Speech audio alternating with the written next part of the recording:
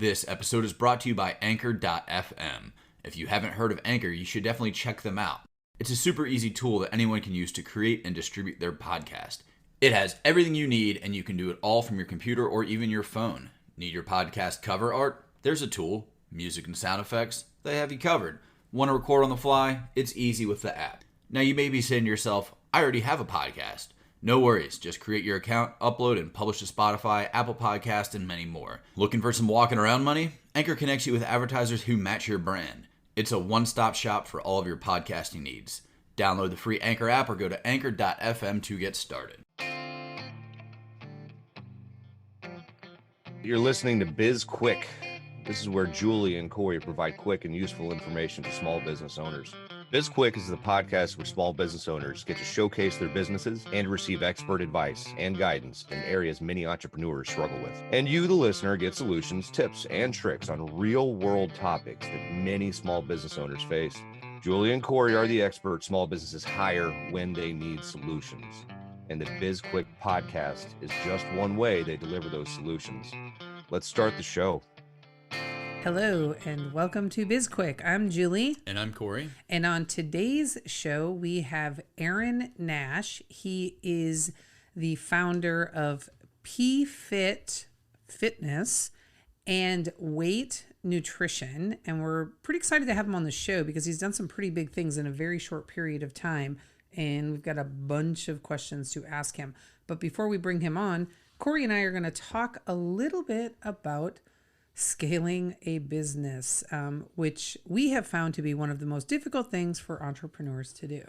It is, and there's a myriad of reasons why that is a problem, and we do not have enough time to talk about them all. But I think the most common ones are people they don't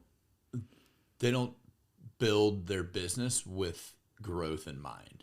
They build their business for what they need right now, and they're not thinking about the future. We talk about people should build or start their business with the end in sight, and the end being the eventual exit. But in this case, they need to build with the end in sight, and the end being that what is your perfect future state? Is it, multiple brands, multiple locations? What's the employee size? Like all of that, and you need to set yourself up now in order to be able to get there successfully and with a minimal amount of headache. Man.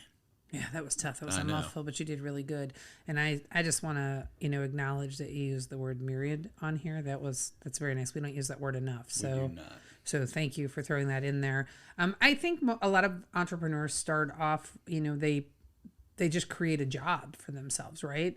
And then trying to find a way to get out of that. We've experienced it with so many entrepreneurs already where they have the desire to go from working in their business to on their business, but they don't have the motivation or the capabilities to do it. And it's one of the hardest things that we help entrepreneurs do. So I'll be curious to hear, the strategies that Aaron used and if he did this on his own or if he worked with a coach as he started to scale that business, because he did it pretty rapidly. 5 years ago, the dude was a bartender, and now he's got two really successful businesses.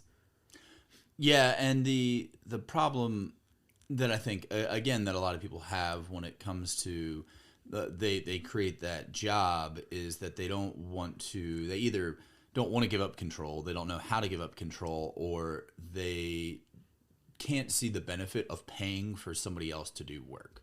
Yeah. So when for example, I was involved in this string of coffee shops here in Richmond, and my partner, so I was just a minority owner in the business, and my partner was just dead set on just pinching pennies everywhere we could possibly save money, and that often required me using my time to do things that I shouldn't be doing, but it on paper saved money because we were paying this much a pound versus this much a pound or whatever it was.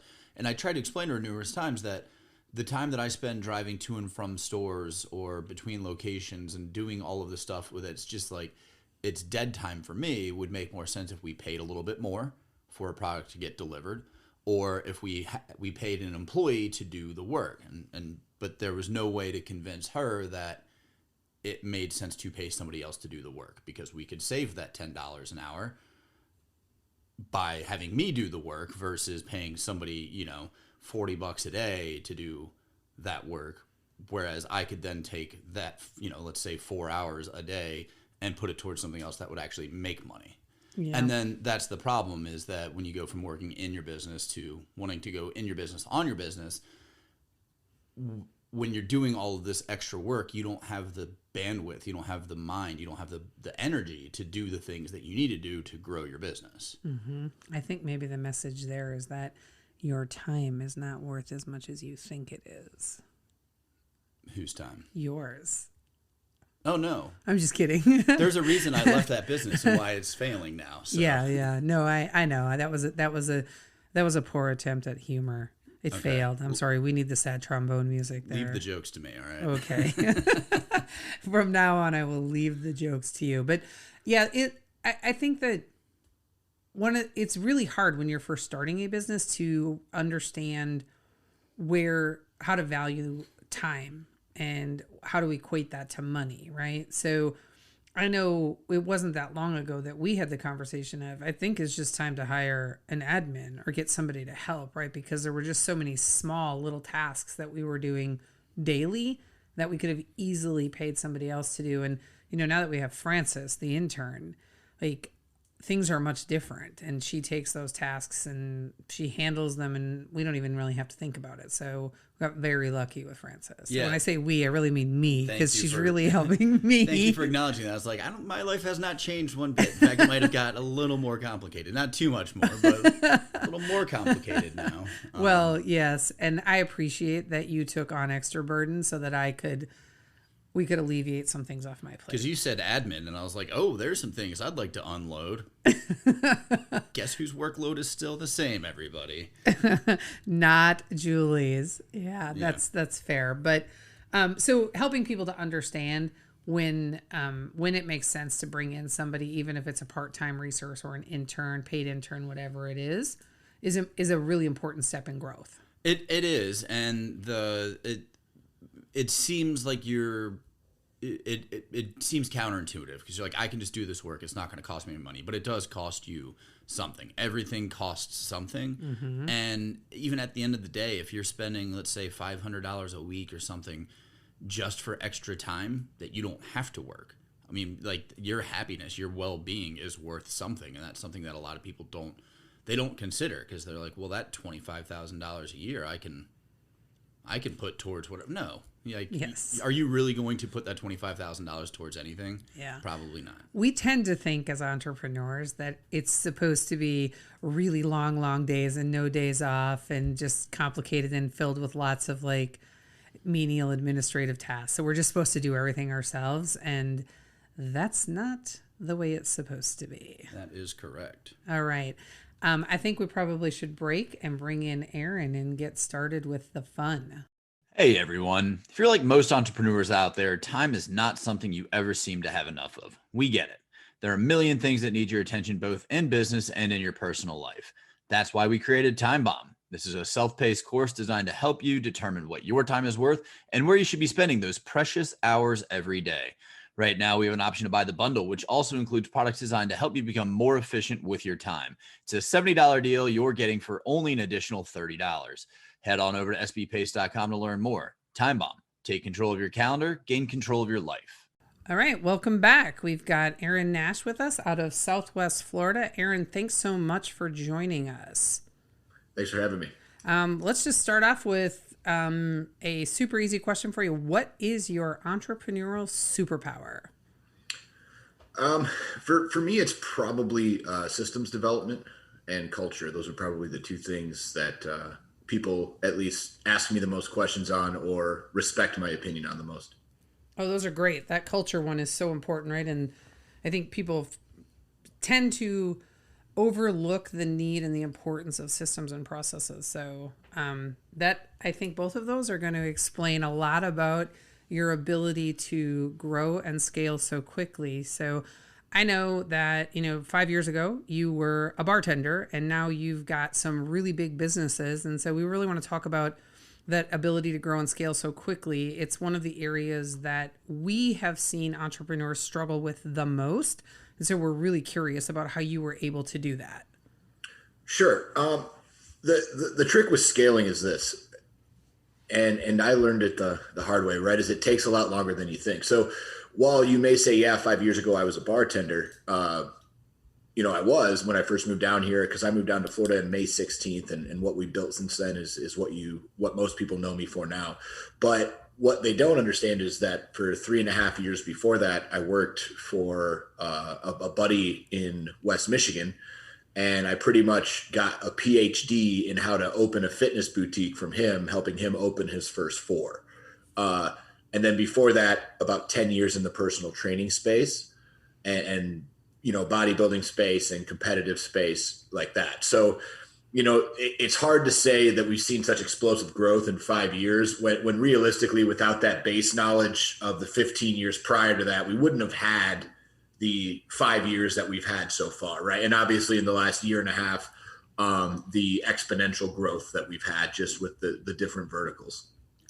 And that's a really great point there, just that importance of experience, because a lot of people who are working some sort of 9-to-5 corporate job and they see the allure of being their own business owner and they think that they can just jump right into it, and not having any kind of experience really hinders them, because they have a hobby and they just want to turn that into a way to make money, and that is not that easy, especially if you don't have a background in business. Yeah, well, and the big thing with doing that, right? And I tell everybody, because we have so many people, especially in industries where there's a low barrier of entry, right? So owning a gym, there's really, you don't have to have a degree to do it. You don't even really have to have a certification to do it. You can just open a gym, and that's really all you need to do, right? So the hard part with low barrier entry businesses is a lot of people will see what we do and see our success, and then they'll just go try to open a gym. And then obviously it just goes to absolute hell, and it doesn't work very well for them. And the reason is obviously is all of the information, all of the mistakes that we've made along the way that allows us now to be so efficient and effective at how we do it, right? So the reason that we're able to open so many across the country, and even yesterday I drove up to St. Pete to look at one of our locations that we're going to be opening up, and with one of our franchisees, and we met with the general contractor. We had my wife there for all the branding. We had me there for all the build out. And then by the time we got home, got everything put into our systems, built everything out for them. We almost built them an entire plan of everything they need to do in the next 12 weeks to open. We already had their marketing team set up. And so it was it was crazy to me. I was like, okay, in 24 hours, I can almost set you up to open a complete business. You know what I mean? I mean, literally from here's the equipment you need to buy. Here's how the bill is going to work. Here's your contractor. Here's your marketing. Here's your opening marketing strategy. Here's your Indeed ads. Here's how we're going to hire. Here's how we're going to get people. Here's how we're going to build the culture. And then this is what's going to happen from day 1, 2, 3, 4, 5, right? So it's already all done. And that's what I think people don't understand is it's taken me, essentially 11 years to figure out how to do this in 11 hours, right? And people just don't understand that. They think, oh, I'm going to grow and I'm going to scale this thing so quick. And the problem is all the little dirty jobs are what really give you the experience to be able to do things a lot faster, right? And I think that's what a lot of people miss is when you've been a personal trainer, you understand what the crappy parts about the job are, right? So when you're developing jobs for employees and for your team, you already know what the stuff is that they hate about the job because you've done the job. So it's very easy to develop a better job when you can kind of combat the pain points of that job. And I think a lot of people miss that, right? Is they think, oh, I'm just going to do this and I'm going to build this and I'm going to do this. Well, the problem is there's so many nuances that people miss from just going through the experience of doing it that they completely miss out on. And that's really where the magic is in those tiny little nuances where people can relate to you, right? And other coaches can relate to you and clients can relate to you. And the conversations that you have with your employees and with clients based on those years of experience can really shrink the time frame that it takes to be effective. And I think that that's the one thing that people miss today is they see, like if you look at me and you've only been following me for the past probably 18 months or maybe since COVID, right? Like, and that's really when you found me, you would look at what I did and you'd be like, dude, that dude's just exploding. When in reality, it has nothing to do with that. That was just all groundwork of 15 years of work in an industry and understanding pain points in an industry and how do we solve problems that have been rampant for over a decade, right? And that's really all we're doing.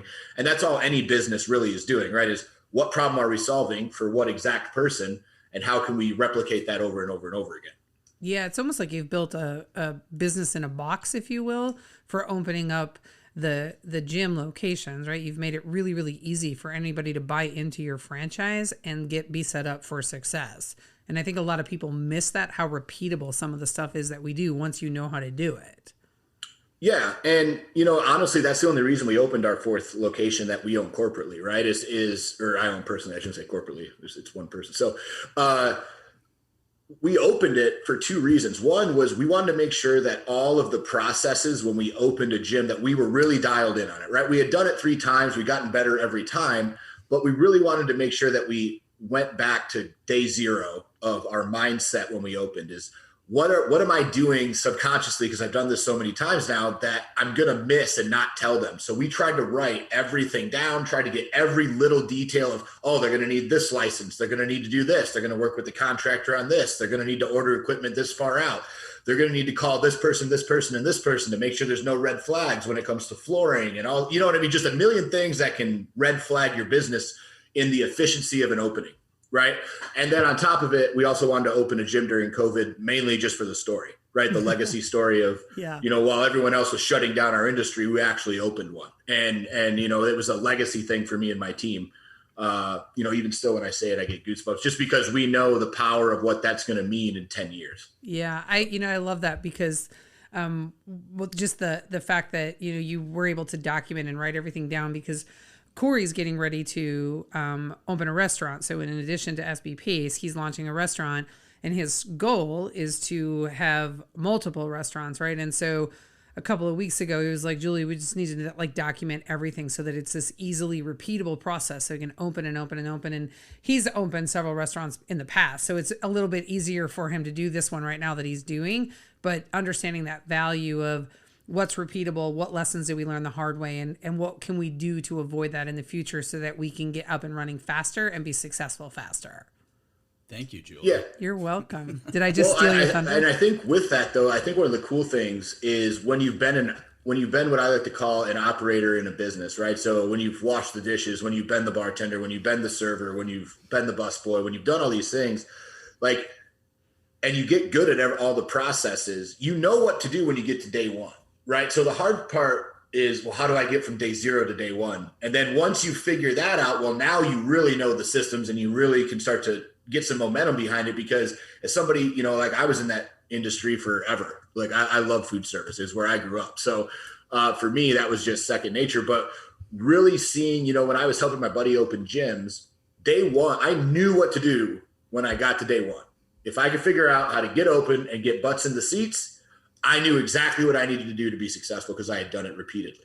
But that huge learning curve is where most people screw up businesses, especially if it's your first business, because there's so many things that can go wrong. There's so many things that you don't know that you need as far as with the cities and with permitting and with, and there's always a government agency that wants 17 years of your life for every single thing you do, right? And that's every industry, and people just don't understand that. And food service is no different than gyms, is no different than anything. There's always people who are going to take their chunk out of you before you can get open, and that's just part of the thing that a lot of people screw up. And what I've seen, at least in my experience, is there's so many great people who really want to start businesses and really want to kind of do their own thing. Where they screw up is that day 0 to day 1 thing. They've gone in, they know the work, they know the processes, they know the systems, but they don't have any idea how to negotiate a lease. They don't have any idea how long it actually takes to get the licensing and the permitting and everything else that you need. They have no idea what it takes to actually run some type of opening event. They have no idea about how marketing actually works besides they think posting on social media is marketing, right? There's a million things that they could do that are actually going to kill their business before they even get open, and they just don't know it yet, right? So for us, when we went to build systems and when we opened our second location, that was probably our biggest realization was we opened it on ego, right? We were full at our first location. We were turning people away because we had no more room. So we opened up the second one just on ego, and we found out that we needed systems very, very quickly because I can't be in 2 places at once. So we sat down, my team and I sat down, and we said, okay, if we're going to build this for 2, let's build it for 2,000. Right? Because if we're going to make this thing repeatable, let's make it so damn simple that, hey, if somebody came to us with $100 million check and said, hey, we want 1,000 of these tomorrow, all I literally have to say is, okay, where's your check? Right? Like I flip a switch and you can have your 1,000. So that was our ultimate goal is, hey, if we're going to go through the process and the bullshit to open 1,000 or to open 2 of these, we might as well do it so that we could open 200 of them, right? So let's make sure every single part of this is systematic and we make it simpler and simpler and simpler. And I think that's where a lot of times some businesses screw up too, is they try to make their systems as they get bigger more complicated instead of simpler, right? So when we go through programs, when we go through systems, when we go through onboarding, when we go through marketing, when we go through hiring, when we go through core values, when we go through any of this stuff that you hear, our number one question isn't, is it there? It's, hey, we have this right now. What can we cut out of this to make this simple? Like, can we make this a 1, 2, or 3 step process so that they're going to get 85% of what we need them to get out of it and be able to understand it? Because the problem is when you're trying to teach someone how to do stuff, right, is it's like drinking from a fire hose and people aren't going to remember it all. So how do you make it bite-sized chunks, common sense stuff, easy to understand, and then instantly repeatable so that you can, I mean, because I work with personal trainers. We're not known for being the smartest group of humans, right? Like, that's just not what we're known for. So I have to make my shit really simple for the people who I work with because I used to be one of them. And I know if it's complicated for me, it's definitely complicated for them. So when we go through systems, it's always, how do we make this easier? How do we make this easier? How do we make this easier? Instead of, oh, let's just add something for no reason and add complexity to it, right? Because then it becomes less repeatable when you're looking at that person who wants to buy 2,000 or 200, right? Yeah, and I really appreciate that approach because so many people, they don't stop to take the time to walk through what they did and how they can make their lives easier. They just deal with it. They deal with it. It compounds, and then things start slipping. And that's such an important piece, especially when you want to grow, is creating those systems and making things simple. Because same thing with me being in the restaurant industry, like we're comprised of a bunch of underachievers and fuck ups. Like that's the majority of my staff. I mean, I'm sorry. He's not talking about me. Yeah, I'm sorry, but that's the majority of the people who you work with, and the more things that you can simplify, the easier it is, so that you don't have to be there doing that work. But what I really want to get into is that I know that you've built your business debt free, so you've been able to bootstrap this thing yourself, and I'm curious as to why you chose to do that, because I come from the school of thought that it's better to spend somebody else's money. So, yeah, and I have a lot of friends who do that. You know, a majority of my friends actually will either spend other people's money or play the interest rate games, right? Like if I can borrow at 3 and make it at 11, I can take the 8. You know, and I know a lot of people who make a lot of money doing that. That's totally fine. I grew up, my mom didn't have any money. When I was in college, I was, you know, sleeping in my car at several nights. I was renting rooms for like $200. I just came from, you know, I never wanted to be in that position. So for me, when I made money, I had a very terrible relationship with it, right? Like I was worried it was going to leave me. And so I've just been and I've also seen people get burned the other way as well, where they tried to grow too fast. And I think that doing it my way keeps you a little bit more humble because it really handicaps you to the process as long as you can't afford it, right? And it makes you really have to be budget conscious, right? Like there's probably one of the things that my friends now respect about me the most is my financial intelligence when it comes to my P&Ls, my balance sheets, my how I use credit cards, how we balance everything and how we save cash and how we manage our cash flow. That's something that everybody I talk to is like, man, I wish I was as good as that as you are. And honestly, I was really bad at it. So I just read book after book after book after book after book. And the whole point of me staying and doing it the way that I've done it is I feel like if I've earned the cash to be able to do it, it puts me in a little bit better situation, right? I'm not worried about the bill that comes from borrowing and hoping that I'm right.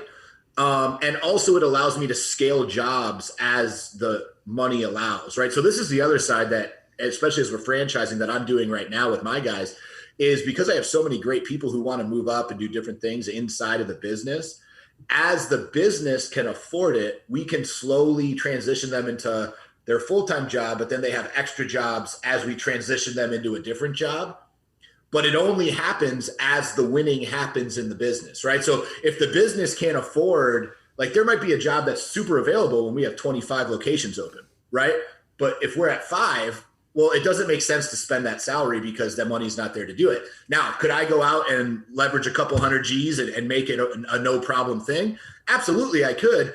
But the problem is what if I make that job, I make that career, it's a great person, and then in a couple months, as we start scaling that job and they start creating it with me, we realize that it's not necessary, or we realize it's not as valuable as it should be, or we realize that, hey, this person just isn't on the right seat on the bus, and I don't want them off the bus. I just need them in the right damn seat, right? So what this allows us to do is be a lot more pliable with our people and allows us to give more people opportunity to try different things without committing them to something that may not be there in the long term. So like, I will give you an example though, is when we opened our supplement company, because we rebranded and redid everything during COVID, right? And supplements, in order to work with the guys that I work with now in the supplement game, is your order quantity minimums have to be massive, right? So it was almost a $200,000 investment pretty much from zero to opening day. To get everything in stock, all the labels, all the branding, all the meetings, all the flying, all everything, right?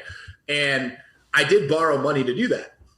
But the only reason I didn't have to, right? The only reason I borrowed money to do that was because we were in COVID and my gyms were shut down at the time. And I thought it was a poor use of cash to spend it. And we hadn't had a single PPP loan come in yet, right? So it was just a very poor time to drop 150 G's out of your bank account when your employees are hoping they can eat, right? So I chose to borrow against myself. So I have enough money in my one of my retirement accounts, I can borrow up against it. So I borrowed 120,000 against myself, and I ended up keeping it for about 6 or 7 months before paying it back. So I paid like 1.4% interest. Was it worth it for me to pay, $1,200, $1,500, $1,800, whatever it is, to borrow that money for 6 months? 100% it was, totally. So I totally agree with that side of the argument. Just for me, I feel way better knowing that my businesses are completely debt free. And to be honest, if your goal is to exit someday, your businesses should be debt. You know what I mean? Like, you shouldn't really have a ton of overhanging that you have to, I got to pay this guy and this guy and this guy and this guy and this guy and this guy and this guy. And then I'm left with this. And then I got to pay taxes on that. Right. So one of the other things too, is it just depends on what your end goal is with each different company as well. Right. If your goal is just to grow it as fast as you can, sell it in a couple of years and hope that it works, well, cool. Yeah. Leveraging your money might be a way better idea.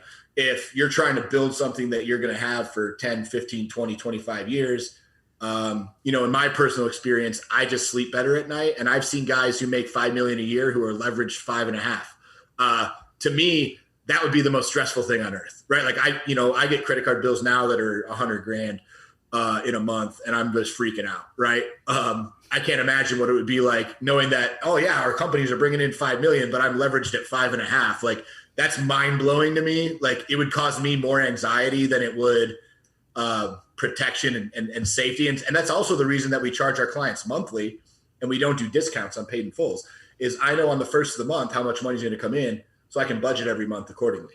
Right. So I'm just very old school and conservative when it comes to financial. But again, that other way, I've seen a ton of guys win really big doing that.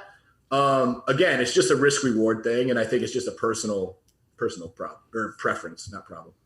Yeah. And that's, I think that's what it boils down to, because you can grow either way. You can grow using debt, you can grow just using your own cash. And it really boils down to what your level of risk is, what your, how comfortable you are with risk and what you want for your business. So that's just a personal preference. Yeah. And the slippery slope there is, I think, ego, right? I think as long as you come at that from a place of complete humility, I think you're fine. I think it's when that ego gets involved. So, no, I'm right. And I'm going to borrow another $100,000 to prove it. Right. Even though the money might tell you, I might not be right on this and I should probably pivot. That's the only thing, is when you have access to the funds, that's where that ego can really come into play sometimes. And I feel like there's some guys who get beaten by that really, really bad. So I feel like as long as you come from it with a sense of humility and you're using someone else's money, and you need to be a good steward of their money, because I think that's really what you're doing, is you're using someone else's money to leverage your money. And as long as you come at it from a place of, I need to be a good steward with this person's money, you know, I think that would be the only way you should approach it. And that's honestly one of the reasons that I'm so invested in my franchisees and so picky with them, is because they're trusting me that they're going to give me X and I'm going to help them turn it into YZPDQ, right? Like that's the goal. But, you know, so that's one of the things I take very, very seriously, is when people trust me with an investment, I want to make sure that the returns mathematically are great on every front, because I want them to, you know, in a couple of years when they're all open and hopefully doing really well, I want them to tell all their friends what they're doing, right? Because that's really when you'll see growth. Like what we've done right now is great, but imagine that with 25 locations that are sold and another 50 that we're working on. Imagine that with 75 open and another 200 that we're working on, and then those 75 are crushing, instead of the majority of our industry, which is, you know, 15% are making money of all these franchise. Like it's just, and the other 85 are crap because there's no support, there's no systems, there's no anything else, right? So that's my goal. And that's one of the things that I look at very, very differently, is if people entrust me with their money, it's just another ball game. I don't mind if I lose my money, right? Like, you know, if I gamble like John Rahm, if John Rahm wins the tournament this year, or, you know, on Sunday at the US Open, I'm up a couple G's. If he doesn't, I'm on a couple $100, right? Like I don't mind, but if it's somebody else's money, I don't want to gamble with that. I want to take out as much of that as I can. Yeah, we like to gamble too. Yeah, well, you were talking about. You were speaking to our heart there. Yeah, when you were saying, oh, you know, take out 100 and that didn't work, I'm going to bet on myself, take out another 100. I was like, that's what we call chasing the money. Yes. Right. Yeah. This was so great. We need to wrap up, but I honestly, one of the topics that I really wanted to touch on, so I'm kind of hoping that maybe we can convince you to come back, is I want to talk about your marketing strategy, because it is unlike anything I've ever seen before in the way that you market. And I do not want to wrap up this podcast without first telling you that Corey and I both use your products. And Corey actually ordered some for his brother as well. And I had told him, it was a couple of weeks ago, and I was like, yo, you got to order this weekend for Jesse, because Aaron does the craziest things on the weekends where he's just throwing in like random products and money. He throws in cash. So we actually took the cash you threw into that order and bought lottery tickets with it. Good. No, marketing is, honestly, I can't take credit for that one. I actually copied Sean Whalen on that one. I saw him do a post a while back, like about 8 months ago, where he was he had like a bunch of boxes of his t-shirts open, right? And he was going to sell them. And he took like a bunch of like ones, and like there's a 20 and a 10 in there, and he just like threw them up in the air, and like whatever landed in the box is what you got. So I was like, well, dude, why don't I just take that instead of, you know, like if you tell people, hey, I'm going to give you 10% off your order, or 5% off, or 20% off, like people will buy. But I was like, why don't I just give them cash and they can do whatever the hell they want with it? And it worked really well. When I do that, people like, it's crazy to me that works, because it's essentially the same thing. It's just a different spin on how to do it. Yeah. But yeah, I saw that initial idea and my brain went, okay, there's something there, because it had to have worked, because that's crazy that you would just put money in an order.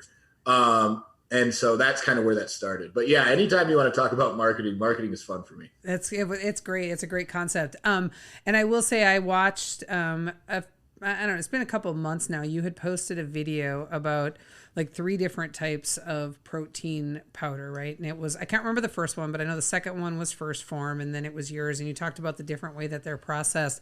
And you referred to your protein powder. Now, this might not be verbatim, but it was very close. It's basically the fat kid protein powder, where it's just like so delicious and reduces cravings for sweets. And I was like, fuck, I need to get me some of that, because I love sugar at night. I love sweets at night. And it is, your protein powder is the best tasting protein powder I've ever had. So that's what we wanted, right? So there's so many guys who are like, oh, ours is the cleanest, and ours is organic, and ours is the best digestible. And I was like, yeah, but it kind of all tastes like cardboard. You know what I mean? I'm like, if I want something late at night, because I'm a fat kid at heart, right? Like I've gone on a 5-day cruise and gained 23 pounds before. Like I can do it. I promise you. I'm a big kid when I want to be. So like we were sitting there and I was like, what do most people, especially my clients, right? Because I deal with the fat loss industry. That's what I deal with. And I was like, what do most people really struggle with? And I was like, dude, it ain't the digestion process of their protein, more than likely. It tastes like garbage. and they got to put it in a shake and then put peanut butter and milk and all kinds of other stuff in it to make it taste somewhat okay. Why can't we just give them something that tastes amazing right out of the thing? They just scoop it, throw a little bit of unsweetened almond milk in there, and it legitimately tastes like a milkshake, right? And that's what we wanted to accomplish. So, we switched some things up. We switched some fat sources up. So we didn't want to do a ton of artificial sweeteners. So we put coconut oil in there to make it a little bit sweeter and to still keep that fat content in there. That's what makes it so creamy. But that was really the goal of the protein, right? As everybody else is really good at everything, but we wanted to be, that fat kid dessert at night protein, right? Like that's what we struggle with. That's what I struggle with. That's what most people I know is when they have a late night craving, it ain't for chicken and broccoli, right? It's for Skittles and chocolate. So how do we make something that tastes like a chocolate milkshake, or that tastes like the bowl at the bottom of your Fruity Pebbles, or that tastes like a bowl of vanilla ice cream? So like our new flavor, and I'll announce it here. I guess you guys can have this.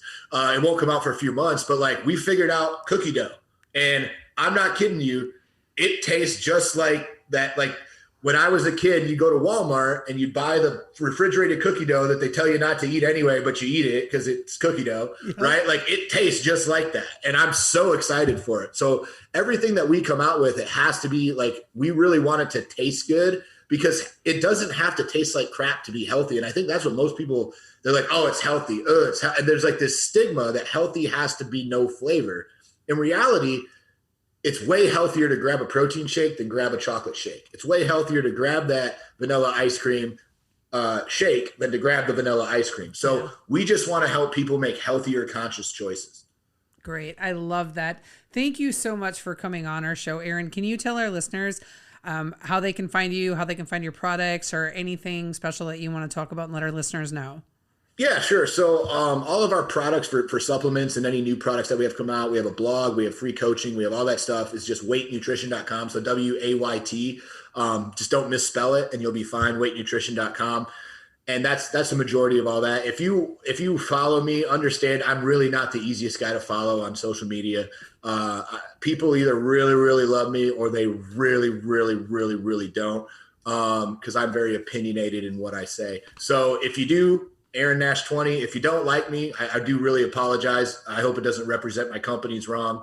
My employees are all really great people. They don't all agree with me either, but we're on one mission, and that's to actually help people get healthier. And I think right now in our country, that's probably the biggest problem is there's way too many unhealthy people, and they don't know how to actually get healthy. They think wearing something on your face and putting something in your arm is better than what you eat and moving your ass. So our company is committed to that, and everything that we do is from a standpoint of curing obesity. That is our goal and our mission in all of our companies. So if you struggle with fat loss, or you struggle with not knowing what to do, we'll gladly help you. That's what we're here for. Great. Thank you so much, Aaron. And thanks to our listeners. You can find everything about Aaron's companies in the show notes. And I cannot recommend enough, try his products. They are so good. And you can connect with us on social media. We're on LinkedIn, Twitter, Instagram, Facebook. We have a YouTube channel, and everything that you would ever need to know about us you can find on our website, sbpace.com. And you should subscribe to our podcast, like us, and give us a review, because we are lovers of feedback. Also, reach out to us about any topics that you want to hear about, or if you would like us to get a guest back on the show, let us know. And if you haven't already, go buy our book, Seriously Now What? A Small Business Guide to Disaster Preparedness. It's a #1 bestseller on Amazon. We have a digital workbook download, and if you have purchased it, go out to Amazon, like it, and give us a review. I'm Julie. And I'm Corey. And this was BizQuick, helping small businesses across America.